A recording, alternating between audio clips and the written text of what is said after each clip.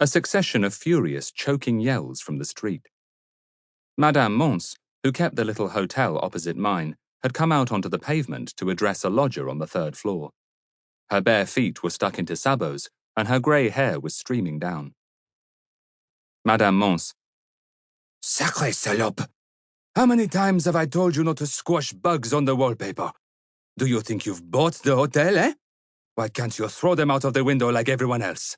Espèce de traînée. The woman on the third floor. Va donc, eh? Vielle vache! Thereupon, a whole variegated chorus of yells as windows were flung open on every side and half the street joined in the quarrel. They shut up abruptly 10 minutes later when a squadron of cavalry rode past and people stopped shouting to look at them. I sketched this scene just to convey something of the spirit of the Rue du Coq d'Or.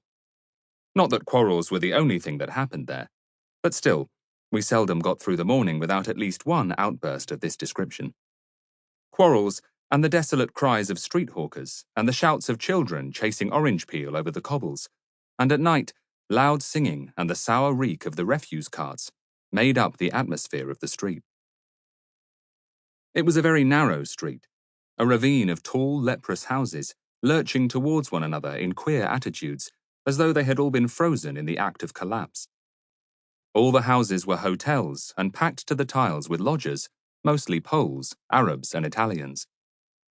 At the foot of the hotels were tiny bistros, where you could be drunk for the equivalent of a shilling. On Saturday nights, about a third of the male population of the quarter was drunk. There was fighting over women, and the Arab navvies who lived in the cheapest hotels used to conduct mysterious feuds and fight them out with chairs and occasionally revolvers. At night, the policemen would only come through the street two together. It was a fairly rackety place. And yet amid the noise and dirt lived the usual respectable French shopkeepers, bakers and laundresses and the like, keeping themselves to themselves and quietly piling up small fortunes. It was quite a representative Paris slum. My hotel was called the Hôtel des Trois Moineaux. It was a dark, rickety warren of 5 stories, cut up by wooden partitions into 40 rooms. The rooms were small and inveterately dirty, for there was no maid, and Madame F., the patronne, had no time to do any sweeping. The walls were as thin as matchwood, and to hide the cracks they had been covered with layer after layer of pink paper, which had come loose and housed innumerable bugs.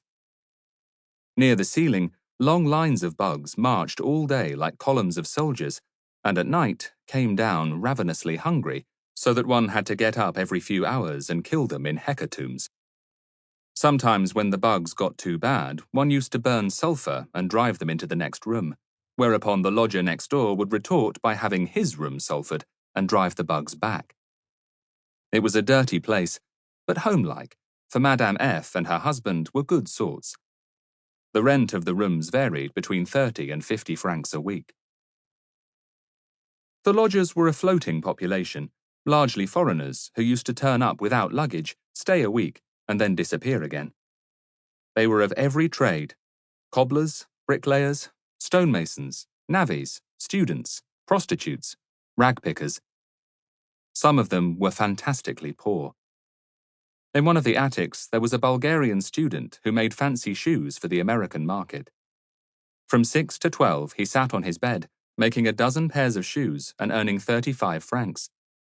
The rest of the day, he attended lectures at the Sorbonne. He was studying for the church, and books of theology lay face down on his leather-strewn floor. In another room lived a Russian woman and her son, who called himself an artist. The mother worked 16 hours a day, darning socks at 25 centimes a sock, while the son, decently dressed, loafed in the Montparnasse cafes. One room was let to 2 different lodgers, one a day worker and the other a night worker. In another room, a widower shared the same bed with his 2 grown-up daughters, both consumptive.